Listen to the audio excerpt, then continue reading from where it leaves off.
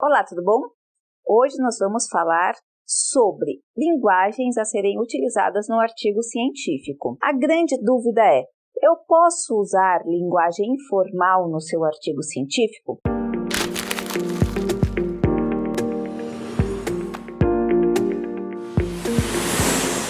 Vamos lá esclarecer, então, alguns pontos que falam sobre a linguagem que você deve usar, a linguagem mais apropriada para o artigo científico. A primeira coisa que você tem que levar em consideração é que, justamente por ser um artigo científico, você tem que ter algumas preocupações que são para que seja caracterizado o material científico.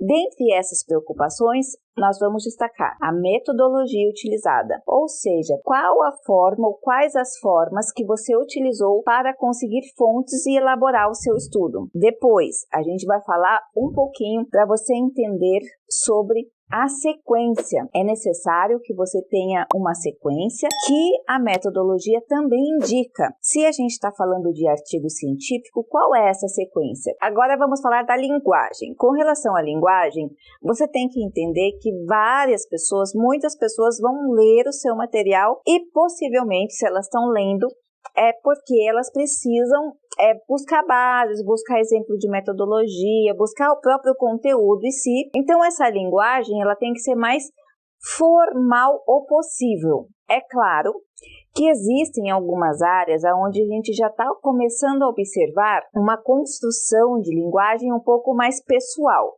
É quando você vai falar de um relato de experiência, quando você vai falar em alguma pesquisa etnográfica, mas com raríssimas exceções, a grande maioria dos artigos científicos, eles são feitos na terceira pessoa. Ou seja, é necessário que você demonstre como pesquisador, como autor, um certo distanciamento com relação ao tema.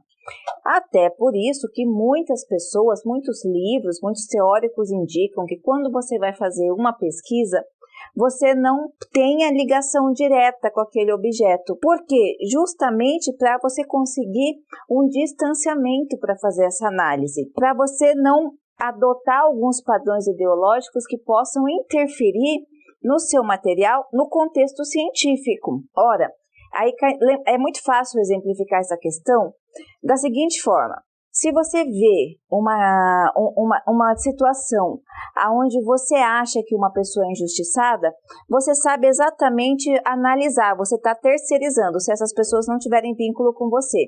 Então, você analisa e faz um julgamento daquela situação. Só que se você está envolvido nessa situação, o que acontece? Você perde a razão. A tendência é que você perca a razão e comece o seu julgamento pode ficar anuviado, porque você está envolvido na situação. A mesma coisa no material científico.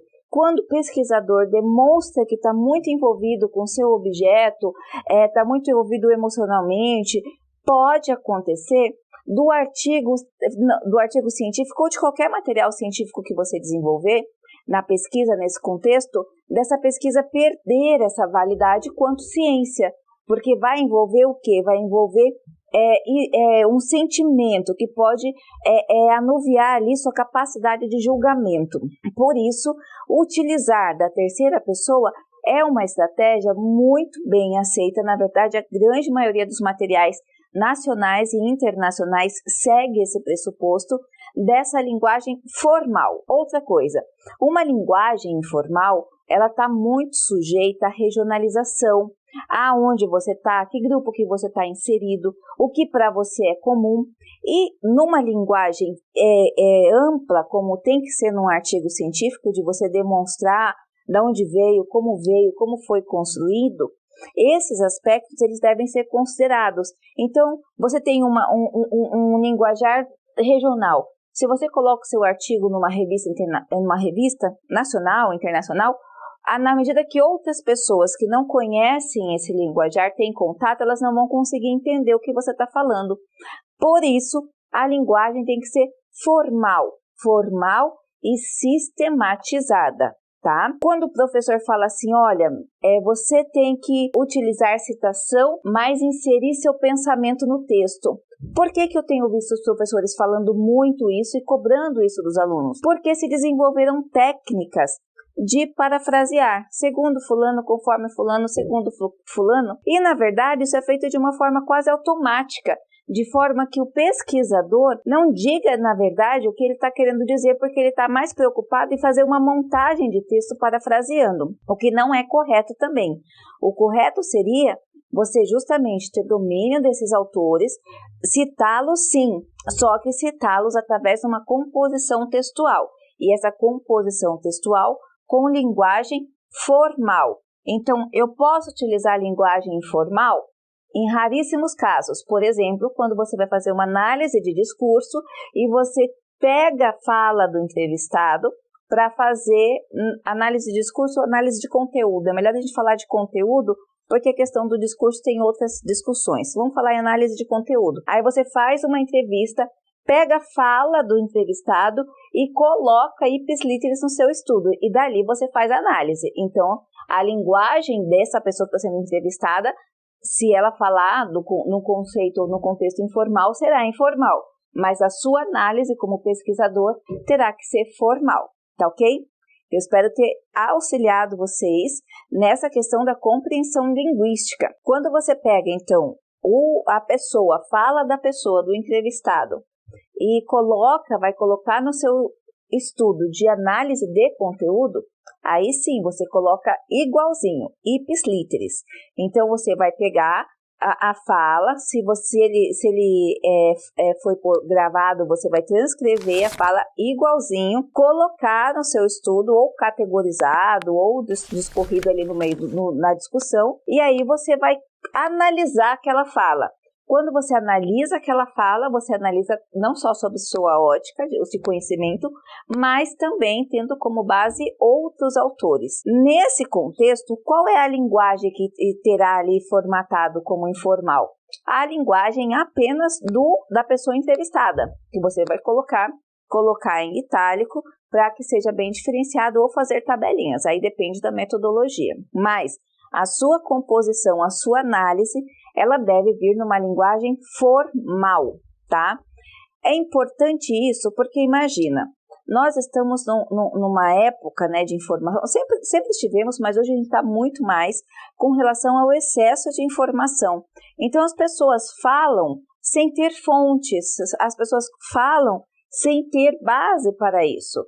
O material científico, ele tem que ter esse cuidado de dizer, olha, a conclusão é essa, eu estou chegando nesse aspecto, porque eu estou considerando isso, aquilo.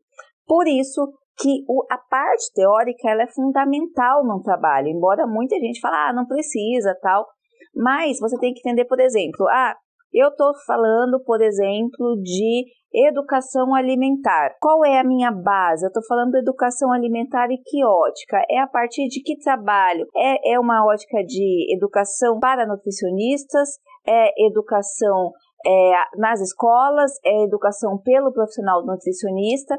É educação nutricional ou alimentar pelo profissional de saúde?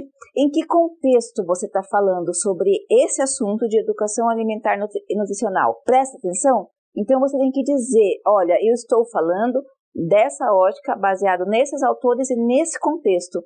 Isso é muito importante para trazer uma validade científica, para que o seu material possa, sim, ajudar as pessoas e, principalmente, colocar-se como material científico no sentido de que reconhece que não está abrangendo a verdade absoluta, porque essa verdade absoluta não existe, que não é um trabalho final ou determinista, até mesmo porque nenhum conhecimento pode ser tão determinista, tudo está passível de mudança, e a gente tem que considerar isso como pesquisador.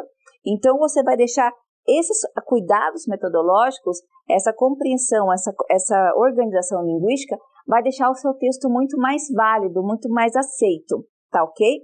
Bem, eu espero ter ajudado você a compreender aí essa pergunta sobre a linguagem formal ou informal, né, dentro do material científico. E não se esqueça de se inscrever no canal, deixar o seu like e principalmente os seus comentários. Um grande abraço e até a próxima!